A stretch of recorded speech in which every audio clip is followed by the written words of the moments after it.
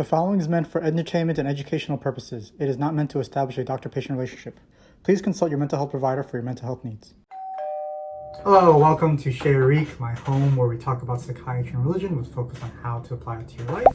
My name is Dr. Eric, and I'm a psychiatrist who happens to be religious, and we're going through William James's The Varieties of Religious Experience, and we're going to finalize our discussion about the value of saintliness. All right, and so let's get to it. In our discussion about saintliness, we find that we need to determine whether or not religion can be good, right, based on its fruits.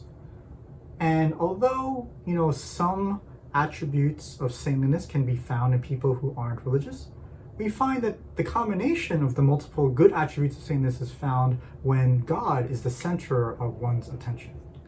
And that the saintliness creates a superior form of happiness that is steadfast, that is strong, right?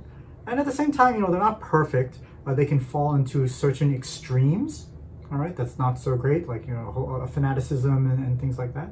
And their intellectual outlook can be fairly narrow in that process as well. And in many ways, a saint can be more objectionable and damnable than someone else in the same situation.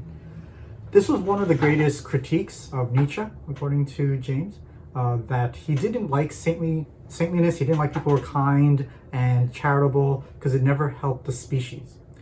And that it would be better to welcome leadership and glorify the chief and allow us to work as a tribe to, create endless wars. So the stronger the tribe, you would dominate and then create a better survival for the tribe. And when you compare that model to the saints are tame and not all that great for survival. That's what Nietzsche would say, and therefore Nietzsche would say that the saint is weak and useless. Yeah. However, William James kind of argues back, saying that there's an assumption that there's only one intrinsically ideal type of person, right? And that this ideal type of person is the best person that could be, and it's kind of related to utility and economic, it's outside of utility and economic functions, right? And when we compare the saints versus the knights, we see different versions of what is ideal. Are you supposed to be kind and loving and hugging everybody? Or are you supposed to be, defending honor and shields and shield and swords and everything, right? So, usually, they're separated, but then when you have military religious orders, they kind of get smushed together. However, the idea of an ideal person is very much related to how they relate to the environment, of the nature of the environment, how they're adapted to the environment. In a society that has only people who are aggressive, right, it would simply destroy each other. So you need a mixture of some groups of people, right? If there's a society with no aggressiveness and only fairness, the saints would actually fit in pretty well and probably excel, right? They would be considered the strong person because they are adapted to the highest imagined society. It is the heaven on earth concept. And the person who's very warring and angry and irritable and just trying to hack people with an axe or a sword as military prowess, they would not really survive well in this society.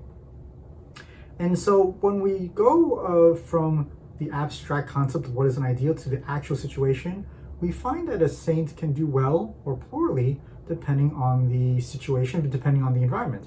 And there's no absoluteness in the excellence of saint. There's nothing absolute about sainthood being, really, really great. If someone made themselves a saint but didn't make a change, no one would know about it, and it would be kind of call it a day. So how can we measure the value of being a saint when there are so many different environments, right? There's so many different ways to adapt, and there's so many different spaces you can be. William James concedes that this cannot be measured in an absolute sense, and it has to vary according to the point of view that you adopt. So, for example, from a biological point of view, a St. Paul was a complete failure because he got beheaded. He's dead. So as far as his biology was concerned, he failed. But he is known throughout history, and people know about him, and he really helped change the world. The greatest saints are successful at their outset, and what they're about and their what is it called? It says their mystery of things, their passion, their goodness irradiates about them. They're very, very obvious. Okay, so that's kind of the best sort of version of what we see as the great saints that we kind of look up to and everything. But we still have this issue of the environment as relates to the ideal version of what a saint is. So in this process, to conclude, we've abandoned the theological criteria for what is value, and instead we adopted a practical common sense criteria with the empirical method, meaning we're testing out to see what works. And we find that the saintly groups of people is needed in this world, a mixture, because if everyone was mean and aggressive, it really wouldn't work. And that great saints are immediate successes. We recognize them very, very quickly, and perhaps the smaller ones are just little hints of what is to come. And so he says, let's us all pursue saintliness, whether visible or only temporarily, right? But that each of us should discover for ourselves what kind of religion and what kind of or amount of saintship we're willing to get that best fits with what we believe, with what works within our current society. And there's no guarantees and no set of orders.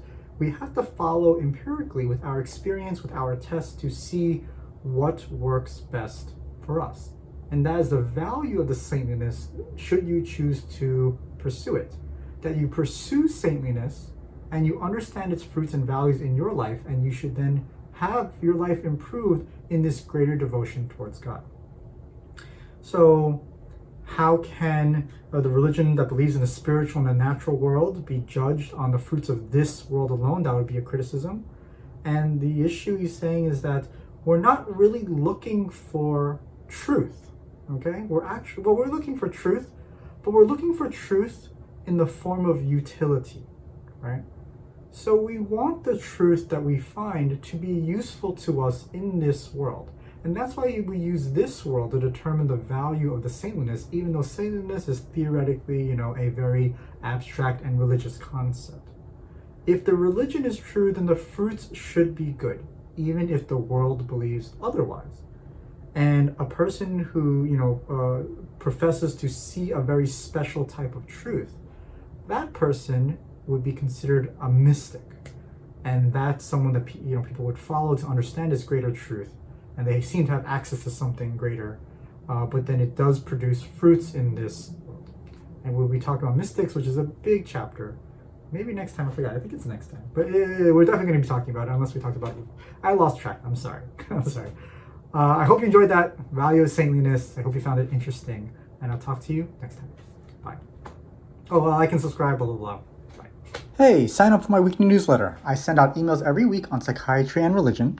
I realize that email is a great way to go deep into these topics. So if you want more content, check out chesericpurl.com and subscribe over there. Thanks.